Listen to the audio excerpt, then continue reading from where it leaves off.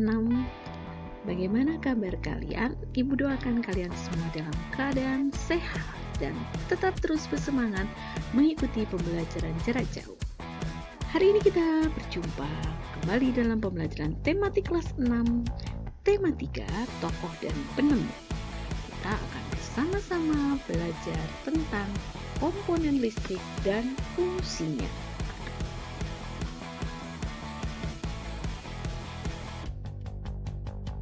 Anak-anak, tujuan pembelajaran kita hari ini adalah setelah kalian mengikuti pembelajaran, diharapkan kalian dapat menyebutkan komponen-komponen listrik dalam rangkaian seri dan paralel.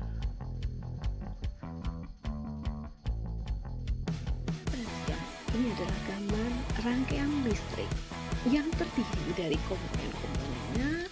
Yang pertama ada lampu 1 atau disebut dengan bolang. Lalu ada lampu 2. Berikutnya adalah saklar. Lalu ada baterai 1, ada baterai 2, dan ada kabel. Inilah komponen-komponen yang ada dalam rangkaian listrik yang kita amati pada gambar ini. Sekarang kita akan bersama-sama melihat tentang komponen-komponen listrik yang tadi sudah kita amati dari gambar. Apa saja komponen-komponen listrik? Anak-anak tahu ini gambar apa? Iya, ini adalah saklar. Tadi kita sudah menyebutkan di awal. Ini adalah saklar. Apa kegunaan saklar? Untuk memutuskan atau menyambungkan suatu rangkaian. Misalnya di rumahmu menyalakan lampu, mematikan lampu menggunakan saklar. Saklar ini terbuat dari bahan plastik.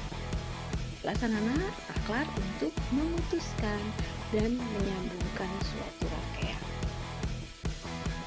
Yang kedua, anak-anak perhatikan apa ini namanya?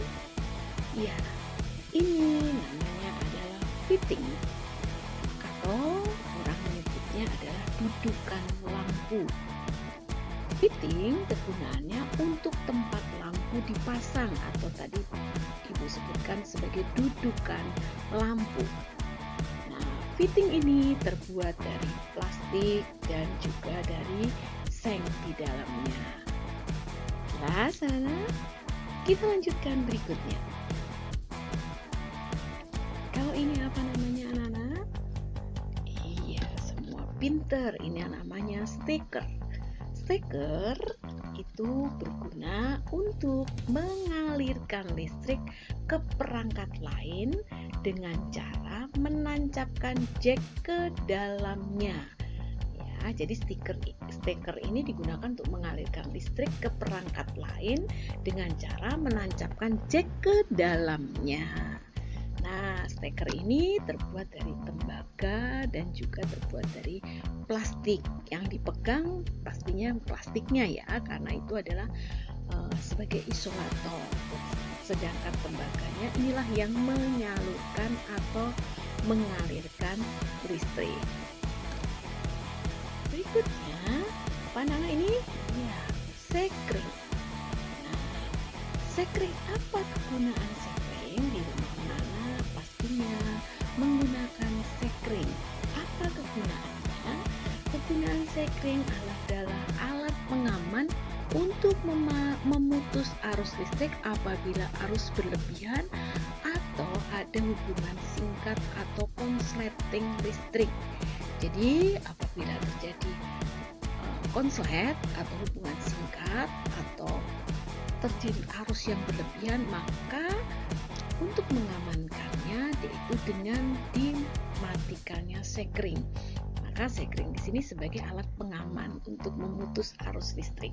Berbeda dengan tadi saklar, ya. Nah, terbuat dari logam kuningan.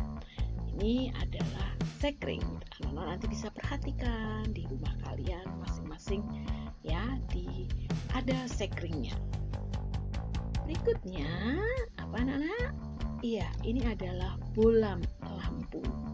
Nah, bolam ini kegunaan untuk memancarkan cahaya supaya keadaan yang gelap menjadi terang. Ya, tentu saja tadi dengan dialiri oleh listrik.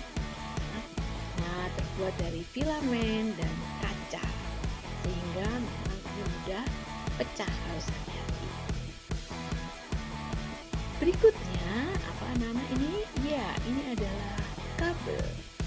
Kabel berguna untuk mentransmisikan sinyal dari satu tempat ke tempat lain atau memindahkan sinyal dari satu tempat ke tempat lain. Ya, misalnya menghubungkan dari saklar ke bolam lampu, kemudian mungkin di televisi, ya, itu dengan menggunakan kabel. Nah, terbuat dari tembaga di dalamnya, sedangkan di luarnya terbuat dari plastik, ada juga yang terbuat dari karet. Kenapa kok terbuat dari plastik di luarnya? Karena itu yang dipegang harus dari isolator, bukan penghantar listrik. Sedangkan di dalamnya adalah tembaga, adalah penghantar listrik yang baik. Yang berikutnya adalah baterai, batu baterai atau baterai. Ini kegunaannya adalah menyimpan energi listrik dalam bentuk energi kimia yang akan digunakan untuk mensuplai atau menyediakan listrik ke sistem starter, sistem penapian, lampu-lampu, dan komponen-komponen kelistrikan lainnya. Jadi batu baterai ini di dalamnya menyimpan energi listrik dalam bentuk energi kimia. Ya, bisa digunakan untuk menyalakan radio, ya, menyalakan tape recorder, menyalakan jam dinding, ya. Ini di sini baterai ini menyimpan energi listrik dalam bentuk energi kimia. Nah, terbuatnya dari seng, ya. Nah, ini terbuat dari seng.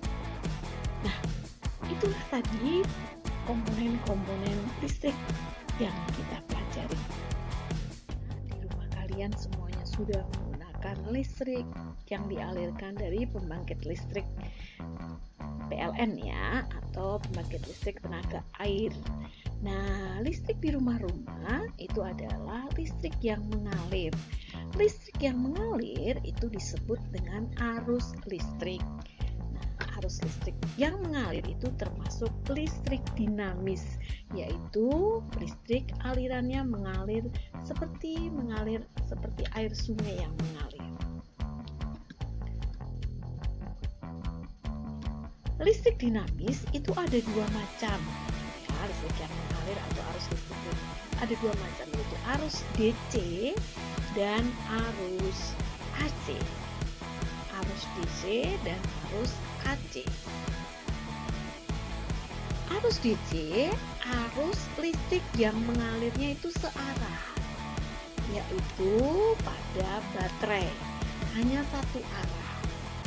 Itu disebut dengan arus DC. Sedangkan kalau arus AC itu arus listrik yang mengalirnya bolak-balik, ya, putarnya bolak-balik. Nah, ini listrik PLN yang mengalir di rumah kita masing-masing. Bisa membedakan anak-anak antara arus DC dan arus AC. Jelas ya? Kita lanjutkan.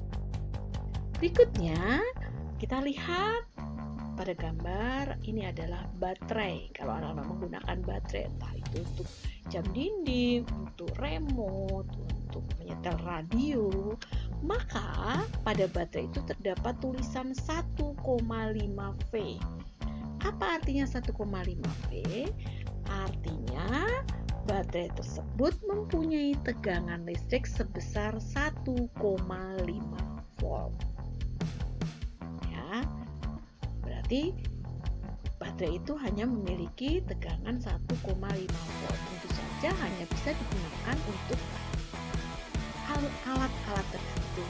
Nah, hubungannya dengan volt kita akan lihat bersama-sama. Kita akan lanjutkan tentang kelistrikan. pertama adalah satuan tegangan listrik. Tegangan listrik satuannya adalah volt atau disingkat V. Nah, alat pengukur tegangan listrik adalah voltmeter. Yang kedua, arus listrik. Arus listrik satuannya adalah ampere atau A. Nah, alat pengukurnya adalah ampere meter. Yang ketiga, hambatan listrik. Hambatan listrik satuannya adalah ohm. Ya, ada simbolnya. Nah, untuk alat pengukurnya adalah ohm meter. Berikutnya, daya listrik. Daya listrik satuannya adalah watt. Berapa watt kita gunakan listrik kita dalam satu hari, yaitu daya listrik. Nah, alat pengukurnya disebut wattmeter. Dan energi listrik satuannya adalah kWh. Alat pengukurnya adalah kWh meter. Nah, itulah tadi satuan-satuan dalam kelistrikan. Dengan demikian, pembelajaran kita tentang komponen-komponen listrik sudah selesai. Semoga bermanfaat bagi kalian. Sampai bertemu kembali dalam pembelajaran berikutnya. Terima kasih.